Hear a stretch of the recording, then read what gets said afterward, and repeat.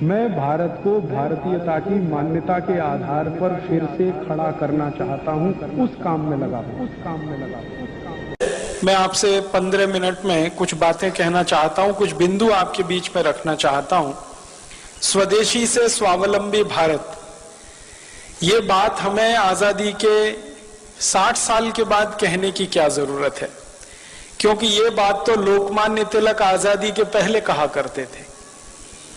लोकमान्य तिलक सन 1905 में यही बात पर जगह जगह वर्कशॉप, सेमिनार, सिंपोजियम्स किया करते थे, स्वदेशी से स्वावलंबी भारत। 1905 से 1911 तक सैकड़ों बार उन्होंने इस विषय पर परिचर्चा आयोजित की है।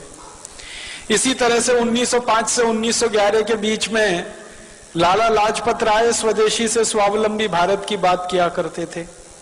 इसी तरह से कलकत्ता के और पूरे बंगाल और भारत के बहुत बड़े क्रांतिवीर अरविंदो घोष स्वदेशी से स्वावलंबी भारत की बात किया करते थे।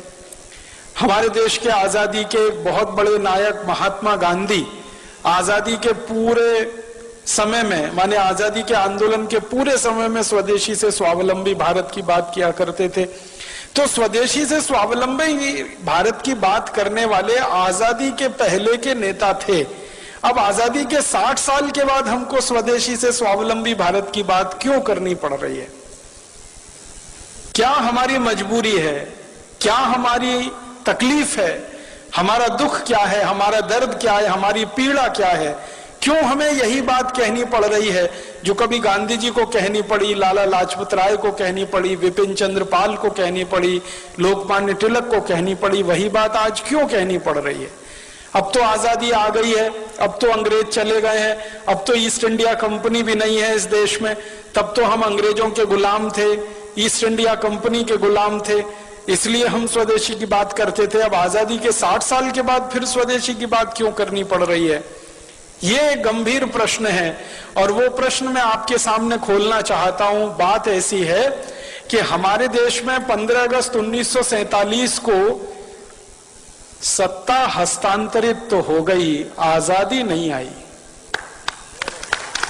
स्वतंत्रता नहीं आई इस देश में। 15 अगस्त 1947 को गोरे अंग्रेजों से काले अंग्रेजों को सत्ता का हस्तांतरण हो गया। स्वतंत्रता नहीं आई, आजादी नहीं आई, क्योंकि स्वतंत्रता का मतलब है अपने तंत्र में जीना, आजादी का मतलब है अपनी व्यवस्थाओं में जीना। स्वदेश माने अपने देश की व्यवस्थाओं में जीना, अपने तंत्र की व्यवस्थाओं में जीना, तब हम स्वतंत्रता की बात कर सकते हैं। लेकिन आजादी के 60 साल के बाद तो एक भी तंत्र ऐसा बना नहीं इस देश में जो अपना हो। जिस संसद से कानून पारित होते हैं वो संसद अंग्रेजों की बनाई हुई है, वो अपनी कहां है? ये गोल गुंबद जो शून्य जैसा है, ये तो अंग्रेजों का बनाया हुआ ढांचा है 1927 में, जिसको महात्मा गांधी ने बहुत कड़े शब्दों में कहा था कि बम लगा के उड़ा दो इसको। गांधी जी के शब्द हैं ये। संसद को उड़ा दो, राष्ट्रपति भवन को उड़ा दो, क्योंकि वो वायसराय का घर हुआ करता था, गुलामी का प्रतीक है। तो गांधी जी से किसी ने कहा कि बापू आप तो अहिंसा वाले आदमी हैं और आप कह रहे हैं इसको उड़ा दो, तो उन्होंने कहा गुलामी के प्रतीकों को संभाल कर नहीं रखा जाता। कोई देश दुनिया में ऐसा नहीं है जो अपनी गुलामी के दौर के प्रतीकों को साज कर, संवार कर, धोकर और पोंछ कर रखता। हमने रखा हुआ है। हमारा तंत्र जो संसद हमने बनाई है, दुर्भाग्य से जिसको हम संसदीय लोकतंत्र कहते हैं, ये तो अंग्रेजों का सिस्टम है पूरा का पूरा, जिसको इंग्लैंड में वेस्टमिनिस्टर सिस्टम कहा जाता है, उसको हमने दुर्भाग्य से पार्लियामेंट्री डेमोक्रेटिक सिस्टम कहना शुरू कर दिया, जो कहीं से भी पार्लियामेंट्री नहीं है और कहीं भी डेमोक्रेटिक नहीं। आजादी आई नहीं है, स्वतंत्रता मिली नहीं है। बस इतनी ही स्वतंत्रता और आजादी है जो मैं आपसे कह रहा था कि पहले गोरे अंग्रेजों का शासन चलता था, अब काले अंग्रेजों का शासन चलता है। व्यवस्थाएं सबकी सब वही हैं, कानून सबके सब वही हैं, नीतियां सबकी सब वही हैं। सब कुछ अंग्रेजों के जमाने का आज भी चल रहा है इस देश में। इसलिए हमको आज भारत स्वाभिमान की तरफ से स्वदेशी की बात फिर करनी पड़ रही है, क्योंकि सब कुछ अधूरा है 15 अगस्त 1947 के बाद। मैं आपको बहुत दुख के साथ एक बताना चाहता हूं, अंग्रेजों ने भारत को गुलाम बनाया और भारत जैसे 50 देशों को गुलाम बनाया। उनमें से कुछ देश हैं जैसे कनाडा है, ऑस्ट्रेलिया है, न्यूजीलैंड है, ये एक ग्रुप के देश हैं। भारत है, पाकिस्तान है, बांग्लादेश है, ये दूसरे ग्रुप के देश हैं। मॉरिशस है, श्रीलंका, ये तीसरे ग्रुप के देश हैं। ये ग्रुपिंग किस तरह की है? अंग्रेजों ने 3 तरह के देश गुलाम बना के रखे थे। एक देश को अंग्रेज कहा करते थे self governing colonies. Self governing colonies में ये था कनाडा, ऑस्ट्रेलिया, न्यूजीलैंड, ये अंग्रेजों का गुलाम था, लेकिन इनकी कैटेगरी थी सेल्फ गवर्निंग कॉलोनीज। माने वो देश कुछ कुछ अपने हित के कानून खुद भी बना सकते थे, लेकिन ज्यादा कानून अंग्रेज बनाते थे। दूसरे ग्रुप में श्रीलंका, मॉरिशस जैसे देश थे जिनको क्राउन कॉलोनीज कहा जाता था उस जमाने में। क्राउन कॉलोनीज में श्रीलंका था, मॉरिशस था, ये सूरीनाम वगैरह ये देश थे। और तीसरा था डिपेंडिंग कॉलोनीज, उनमें भारत, पाकिस्तान वगैरह वगैरह थे। डिपेंडिंग कॉलोनीज सबसे खराब गुलामी का ढांचा था, सबसे खराब गुलामी का। उसमें क्या होता था कि आपको अपने हाथों, अपने देश के लिए, अपनी व्यवस्थाओं के लिए कुछ भी करने का अधिकार ही नहीं है। सब कुछ अंग्रेजों के पास है, आप तो उनके पूरे डिपेंडेंट हैं। तो वो हम डिपेंडेंट अंग्रेजों के हो गए क्योंकि हमारे यहां गुलामी आ गई और वो हमारी कुछ छोटी मोटी गलतियों से आ गई। ईस्ट इंडिया कंपनी यहां व्यापार करने के लिए घुस गई। एक राजा था जहांगीर, उसने आगा न देखा न पीछा, लाइसेंस दे दिया व्यापार करने का। जैसे आजकल हमारे नेता विदेशी कंपनियों को व्यापार करने के लाइसेंस दे देते हैं थोड़े से पूंजी के लालच में कि विदेशी पूंजी आएगी, थोड़ी विदेशी पूंजी आएगी। इन मूर्ख नेताओं को यह नहीं मालूम है कि बाहर के बोतल के दिए हुए खून से कोई मरीज जिंदा नहीं बचता। अगर किसी व्यक्ति का खून बनना बंद हो जाए, अगर किसी देश में पूंजी का उत्पादन होना बंद हो जाए, तो बाहर की पूंजी लाकर किसी देश का विकास नहीं हो सकता। जैसे किसी मरीज के शरीर में खून बनना बंद हो जाए, तो बोतल का खून चढ़ाकर कितने दिन जिंदा रखेंगे आप उस मरीज को? आखिर उसको आज नहीं तो कल अपना खून बनाना ही पड़ेगा, तभी वो जिंदा रहेगा। वैसे ही पूंजी की जरूरत है तो पूंजी उत्पादन का तरीका बढ़ाना पड़ेगा, बनाना पड़ेगा, न कि ये कि हम भीख मांग के हमेशा पूंजी लाएंगे। तो विदेशी पूंजी पर आधारित ये देश बनाने के चक्कर में सारे दरवाजे खोल दिए। आजादी मिलने के 50 साल भी पूरे नहीं हुए, सारे दरवाजे फिर खुल गए। फिर से विदेशी कंपनियों का स्वागत है। ग्लोबलाइजेशन है, लिबरलाइजेशन है, प्राइवेटाइजेशन है। हजारों कंपनियों को बुलाया जा रहा है। हर एक क्षेत्र में उनको व्यापार करने का लाइसेंस दिया जा रहा है। जिन जिन क्षेत्रों में हम व्यापार करते थे अच्छा, वहां भी उनको बुलाया जा रहा है। पानी बेचने के लिए विदेशी कंपनियां आ गई, आलू का चिप्स बेचने के लिए आ गई, टमाटर की चटनी बेचने के लिए आ गई, आम का अचार बेचने के लिए विदेशी कंपनियां आ गई, डबल रोटी, पाव रोटी बेचने के लिए, अंडरवियर, बनियान बेचने के लिए विदेशी कंपनियां, क्रीम पाउडर, लिपस्टिक बेचने के लिए विदेशी कंपनियां। साधारण सी छोटी छोटी चीजों से लेकर हर बड़ी चीज तक सब कुछ विदेशी बेचेंगे इस देश में, ऐसा माहौल बनाया जा रहा है। और उसी में जीएम फूड वाली विदेशी कंपनियों के लिए भी लाइसेंस दिए जा रहे हैं और उनको भी यहां बुलाया जा रहा है। जिनको बुलाने को दुनिया का कोई देश तैयार नहीं है, उनको भारत सरकारें दरवाजा खोल के बुला रही हैं। आइए हमारे यहां, जो करना है करिए, बस थोड़ा सा हमको पूंजी निवेश की जो जरूरत है उसमें पूर्ति होती रहे, थोड़ा टैक्स मिलता रहे और नेताओं को वाइंडिंग अप चार्जेस मिलते रहे, रिश्वत मिलती रहे, घूस मिलती रहे। हर विदेशी कंपनी के लिए दरवाजा खुला है। ऐसा लगता है कि भारत कोई खैराती धर्मशाला हो गया है जिसमें हर एक के लिए दरवाजा खुला है, सबको बुलने आने की खुली छूट है। अभी थोड़े दिन पहले हम जिनको भगा रहे थे भारत छोड़ो, अब उनको बुला रहे हैं वापस आओ। 1942 में महात्मा गांधी का नारा था इस देश में, क्रांतिकारियों का नारा था क्विट इंडिया, छोड़ो भारत। अब हमारे देश के प्रधानमंत्री और मुख्यमंत्रियों का नारा है निट इंडिया, वापस आओ, KNIT, फिर जुड़ जाओ हमारे देश से। तो इतनी बेशर्म हमारे देश में नेतागिरी आई है, क्योंकि मैंने पहले ही कहा कि ये गोरे अंग्रेजों की जगह काले अंग्रेजों ने ले ली है। दिल दिमाग उनका वैसे ही चलता है जैसे अंग्रेजों का चलता था। आज हमारा देश दुर्भाग्य से पूरा का पूरा खतरे में है, क्योंकि ऐसे नेता देश में कुर्सी पर काबिज हैं जो हर क्षेत्र में विदेशी कंपनियों को बुला रहे हैं। उन्होंने इतिहास से सबक नहीं सीखा है कि एक गलती जहांगीर ने की थी जिसकी सजा पूरे देश ने 200 साल भुगती थी। अब लग रहा है कि जहांगीर ही जहांगीर पैदा हो गए हैं। मुझे तो कई बार ये व्यंग में कहने को मन करता है, जहांगीर मरा नहीं है, उसी की आत्मा हमारे देश के नेताओं में प्रवेश कर गई है। जो देखो विदेशी कंपनी को लाने के लिए विदेश जा रहा है, लाल कालीन बिछाकर उनका स्वागत कर रहा है।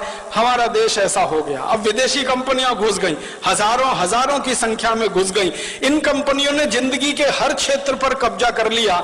सवेरे आप सोकर उठें तो आपका टूथपेस्ट, बाथरूम में जाएं तो शेविंग किट्स, फिर नहाएं तो उसके बाद साबुन, फिर कपड़ा धोएं तो उसके साबुन, फिर बाहर निकलें तो कपड़े पहने, जूते पहने, चप्पल पहने, क्रीम पाउडर लिपस्टिक इस्तेमाल करें, सब कुछ विदेशी। सवेरे से शाम तक, रात को सोने जाएं तो मच्छर भगाने वाली अगरबत्ती भी विदेशी, और जिस मच्छरदानी में सोए वो मच्छरदानी विदेशी, जिस बिस्तर पे सोए उसका गद्दा विदेशी, गद्दे के ऊपर चादर विदेशी, सब कुछ विदेशी हो गया। 50 साल पहले तक इस देश में स्वदेशी स्वदेशी स्वदेशी स्वदेशी मंत्र हुआ करता था। आज इस देश के नेताओं ने विदेशी विदेशी विदेशी सब बना दिया। तो आजादी के 60-62 साल में हर क्षेत्र में विदेशीकरण जब हो रहा हो तब स्वदेशी की बात करनी ही पड़ेगी। और आजादी के 60-62 सालों में जब हर क्षेत्र में परावलंबन बढ़ रहा हो तो हमें फिर स्वावलंबन की बात करनी ही पड़ेगी। इसलिए स्वदेशी से स्वावलंबन की बात आज हमें करनी पड़ रही है। मैं आपको एक बहुत खराब बात कहना चाहता हूं, लेकिन वो आपको जानना जरूरी है एक सच के रूप में। हमारे देश में आजादी जब आने के लिए आंदोलन चल रहा था, संघर्ष चल रहा था, तो नेताओं के 2 वर्ग थे। एक वर्ग था नेताओं का जो ये कहता था संपूर्ण आजादी चाहिए और अपनी शर्तों पर चाहिए, क्योंकि कोई भी देश दूसरे देश को गुलाम बनाए ये उसके संवैधानिक अधिकार का हनन है। किसी भी देश को गुलाम बनाना किसी भी सभ्यता में, किसी भी संस्कृति में, किसी भी समय में परमिसिबल नहीं है, उसकी अनुमति नहीं है। तो एक वर्ग था देश में नेताओं का, जिनमें लाला लाजपत राय, विपिन चंद्र पाल, लोकमान्य बाल गंगाधर तिलक, अरविंदो घोष, भगत सिंह, ऊधम सिंह, चंद्रशेखर आजाद, सुभाष चंद्र बोस, अशफाक उल्लाह, राम प्रसाद बिस्मिल, ये सब क्रांतिकारियों की एक लंबी सूची है जो ये मानते थे कि आजादी चाहिए, स्वतंत्रता चाहिए और हमारी शर्तों पर चाहिए, अंग्रेजों की शर्तों पर नहीं। लेकिन इसी देश में एक दूसरा वर्ग था नेताओं का जो ये कहता था कि ना आजादी चाहिए ना स्वतंत्रता चाहिए, हमको तो अंग्रेजों की साठगांठ करके सरकार चाहिए। ना आजादी चाहिए ना स्वतंत्रता चाहिए, अंग्रेजों के साथ कुछ दोस्ती हो जाए, एक खराब शब्द है, कोलिशन बन जाए अंग्रेजों के साथ, गवर्नमेंट हो जाए हमारी। एक नेताओं का वर्ग ऐसा भी था जिसके नेता थे पंडित मोतीलाल नेहरू, जिसके नेता थे फिरोज शाह मेहता, जिसके नेता थे सुरेंद्र नाथ बनर्जी, जिसके नेता थे सुरेंद्र नाथ सेन। ये नेताओं का एक वर्ग था जो ये कहता था अंग्रेजों से गठजोड़ करके किसी तरह भारत में एक ऐसी सरकार बने जिसमें पंडित मोतीलाल नेहरू और उनके सहयोगी मंत्री हो जाएं और अंग्रेजों का प्रधानमंत्री रहे, ये उसके नीचे मंत्री रहे, बस देश में चलता रहे। आजादी की क्या मतलब, स्वतंत्रता का क्या मतलब। तो एक वर्ग था ऐसे नेताओं का जो अंग्रेजों से गठजोड़ करके सरकार बनाना चाहता था, और एक वर्ग था ऐसे नेताओं का जो संपूर्ण आजादी और स्वतंत्रता लाना चाहता था। दुर्भाग्य क्या हुआ, जब यह देश आजाद हुआ तो जिस नेता के हाथ में यह कमान गई या जिन नेताओं के समूहों के हाथ में देश की आजादी की कमान गई, वो वही थे जो अंग्रेजों के साथ मिलकर किसी तरह देश में सत्ता और गठजोड़ करना चाहते थे। तो मानसिकता अंग्रेजियत वाली थी। तो आजादी मिलते ही उन्होंने देश में वो कुछ भी नहीं किया जो होना चाहिए था आजादी के तुरंत बाद। हमारी भाषा विदेशी हो गई क्योंकि हम गुलाम थे। आजादी आई तो भाषा स्वदेशी होनी चाहिए, वो नहीं हो पाई। हमारी भूषा विदेशी हो गई थी जो आजादी के पहले थी, हमारी भूषा स्वदेशी होनी चाहिए थी, वो नहीं हो पाई। हमारा भोजन विदेशी हो गया था, अंग्रेजों के समय में अंग्रेजों के बाद हमारा भोजन स्वदेशी होना चाहिए था, वो नहीं हो पाया। हमारा भजन विदेशी हो गया था अंग्रेजों के जमाने में, वो भजन स्वदेशी होना चाहिए था, वो भी नहीं हो पाया। ना भाषा बदली, ना भूषा बदली, ना भोजन बदला, ना भजन बदला। और तो और भेषज हमारी औषधि जो पूरी स्वदेशी होनी चाहिए थी आयुर्वेद आधारित, वो पूरी की पूरी अंग्रेजियत आधारित एलोपैथी में चला गया। माने आजादी के बाद बदला कुछ नहीं, ना भाषा, ना भोजन, ना भूषा, ना भेषज, ना भजन, कुछ नहीं बदला। बदला क्या? एक ही चीज बदली, माउंटबेटन की जगह पंडित जवाहरलाल नेहरू, माउंटबेटन की जगह उनके मंत्रिमंडल के XYZ, और कुछ नहीं बदला इस देश में। सबका सब वैसे का वैसा ही रहा। हमारे देश में संविधान सभा बनाई गई, संविधान सभा में बार बार बहस हुई भाषा के सवाल पर, लेकिन उस मामले को पीछे लटकाया गया। बार बार बहस हुई कि अंग्रेजों का कोई प्रतीक हमें नहीं रखना है इस देश में, उसको ऐसे ही लटका के छोड़ दिया गया। सारी की सारी संविधान सभा की बहस बेकार हो गई जब 1935 के गवर्नमेंट ऑफ इंडिया एक्ट को भारत का संविधान बना दिया हमारे देश के लोगों ने। बहुत दुख और अफसोस होता है, गवर्नमेंट ऑफ इंडिया एक्ट अंग्रेजों ने बनाया था भारत को 1000 साल गुलाम बनाकर भारत पर शासन करने के लिए, वो हमारे देश का संविधान बन गया। गवर्नमेंट ऑफ इंडिया एक्ट का कॉमा फुल स्टॉप और भारत के संविधान का कॉमा फुल स्टॉप आप मिला लीजिए, कोई अंतर नहीं है उसमें। और जब ये बात उठी तो ये कहा गया भाई जल्दी है, जल्दी है, जल्दी है, इतनी जल्दी में भारत का नया संविधान नहीं बन सकता, तो थोड़ा गवर्नमेंट ऑफ इंडिया एक्ट ले लिया, फिर अमेरिका के संविधान से, कनाडा के संविधान से, ब्रिटेन के संविधान से, यहां से वहां से, वो कटिंग पेस्टिंग होती है ना, जैसे PhDs किए जाते हैं ना हमारे देश में। 10 किताबें इकट्ठी कर ली, फिर उसमें से 11 छप गई, वैसे ही दुनिया भर की 10 किताबें इकट्ठी हो गई, 11 हमारी बन गई। भारत का संविधान, जिसका सबसे बड़ा झूठ है वो वाक्य जिसमें कहा गया है हम भारत के लोग इस संविधान को आत्मार्पित करते। कब किया था? कोई बता दे मुझे, भारत के लोगों ने उसको आत्मार्पित? संविधान सभा के कुछ नेताओं ने उसको आत्मार्पित कर लिया, तो वो भारत के लोगों ने आत्मार्पित कर लिया, ये कैसे कह सकते हैं? कभी रेफरेंडम करा के देख ले इस देश में, कब किया था हमने आत्मार्पित उस संविधान? कानून अंग्रेजों ने बनाए 34,735 हिंदुस्तान को गुलाम बनाने के लिए, सारे के सारे कानून बिना कोमा फुल स्टॉप के आज भी चल रहे हैं। इंडियन पुलिस एक्ट अंग्रेजों का बनाया हुआ, इंडियन सिविल सर्विसेज एक्ट अंग्रेजों का बनाया हुआ, इंडियन पीनल कोड अंग्रेजों का बनाया हुआ, क्रिमिनल प्रोसीजर कोड अंग्रेजों का बनाया हुआ, सिविल प्रोसीजर कोड अंग्रेजों का बनाया हुआ, और तो और इंडियन एविडेंस एक्ट अंग्रेजों का बनाया हुआ, इंडियन सिटीजनशिप एक्ट। हम भारत के नागरिक हैं नहीं है, ये भी अंग्रेज तय करके गए हैं। उस कानून के आधार पर हम भारत की नागरिकता पाते हैं या नागरिक हो पाते हैं। कानून वैसे ही है, भाषा वैसी है, शिक्षा पूरी की पूरी जो अंग्रेज छोड़कर गए थे वही की वही है, स्वास्थ्य व्यवस्था, चिकित्सा व्यवस्था जो अंग्रेज छोड़कर गए थे वही की वही है। हमारे देश की एक भी व्यवस्था नहीं बदली है सिवाय एक नाम बदलने के, कि जहां पहले माउंटबेटन का नाम होता था, कर्जन का नाम होता था, लिलिथगो का नाम होता था, वॉरेन हेस्टिंग्स का नाम था, क्लाइव का नाम था, वहां पर अब हमारे हिंदुस्तान के कुछ देशी नाम आ गए, व्यवस्था सब की सब वही है।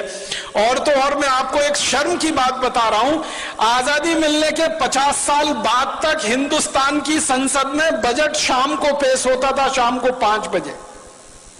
आजादी मिलने के 50 साल बाद तक। क्यों? जब हमारी संसद में शाम के 5 बजते हैं तो लंदन की संसद में सवेरे के 11:30 बजते हैं। ब्रिटिश संसद में सवेरे 11:30 बजे किसी को सुनना हो बजट तो अंग्रेज सुन सके, इसके लिए आजादी मिलने के 50 साल बाद तक, सन 1997 तक बजट शाम को 5 बजे आता रहा। इतनी गुलामी में यह देश रहा है, इतनी गुलामी। अंग्रेजों ने वंदे मातरम को बैन कर दिया था हमारे देश में। आजादी मिलने के 50 साल बाद तक हमारे देश की संसद में वंदे मातरम नहीं गाया जा सका। ये शर्म की बातें हैं हम सब के लिए। तो इसलिए हमारा मानना है, कम से कम मेरा तो मानना है, आजादी आई नहीं है, स्वतंत्र, कम से कम मेरा तो मानना है आजादी आई नहीं है, स्वतंत्रता मिली नहीं है, सत्ता का हस्तांतरण हो गया, गोरे अंग्रेज चले गए, काले अंग्रेज आ गए, देश वैसे ही चल रहा है, व्यवस्था वैसे ही चल रही है। इसलिए न किसानों की हालत सुधरती है, न मजदूरों की हालत सुधरती है, न गरीबों की हालत सुधरती है, न मजलूमों की हालत सुधरती है, क्योंकि ये व्यवस्था जो आज चल रही है ये तो अंग्रेजों ने बनाई थी लूट के लिए, खसोट के लिए, बर्बादी के लिए। आजादी मिलने के बाद अगर व्यवस्था वही चलेगी और आप ये कहो लूट ना हो, तब तो ये होने वाला नहीं है। लूट तो इस व्यवस्था का मुख्य आधार है।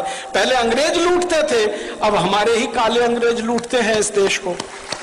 पहले अंग्रेज लूटते थे इस देश को और लाखों करोड़ों रुपया लंदन लेके जाते थे। एक अंग्रेज का जानकारी देके मैं खत्म कर रहा हूं। रॉबर्ट क्लाइव नाम का एक अंग्रेज था, हिंदुस्तान आया, बंगाल का राजा बन गया, गवर्नर हो गया, लूटना शुरू किया उसने। कलकत्ता नाम के शहर को 7-8 साल लूटा।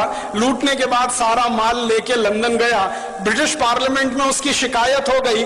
कई लोगों ने उसकी शिकायत की कि इसने बहुत अत्याचार किए हैं भारत में और लूट मचाई है, तो उसके खिलाफ मुकदमा चला। वो अंग्रेजों का पहला और आखिरी अधिकारी था जिसके खिलाफ मुकदमा ब्रिटिश पार्लियामेंट में चला। तो एमपीस कुछ खड़े हो गए और उससे पूछने लगे, भाई तुमने क्या लूटा है, कितना लूटा है? तो कहता है कि मैंने जितना भी लूटा है उसका आकलन तो नहीं किया है, लेकिन भारत से लाने के लिए पानी के मुझे 900 जहाज लगे, 900 शिप्स भर के मैं सोना, चांदी, हीरा जवाहरात कलकत्ता से लूट कर लाया। तो फिर एक अंग्रेज पूछता इसका वैल्यू बताओ, तो कहता है रफली 1000 मिलियन स्टर्लिंग पाउंड्स। एक अंग्रेज इतना लूट के ले गया, लंदन में उसने जमा कर लिया। तो ये तो अंग्रेज था जो विदेश से आया और हिंदुस्तान को लूट कर ले गया।